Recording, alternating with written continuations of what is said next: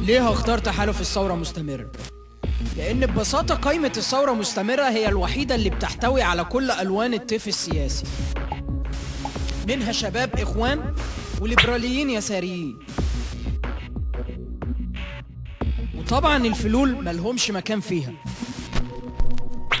التحالف الوحيد اللي ملتزم ببرنامج هدفه تحقيق أهداف الثورة: حقوق الشهداء، الحرية، كرامة إنسانية، وعدالة اجتماعية.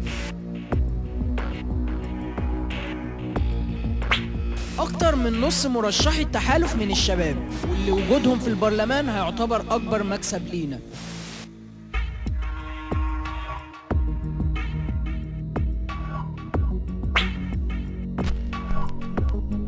بمقارنة بسيطة جدا مع التحالفات التانية، هنلاقي إن تحالف الثورة مستمرة يعتمد في تمويله للدعاية على التمويل البسيط من تبرعات أفراده وبعض الشباب المتطوع.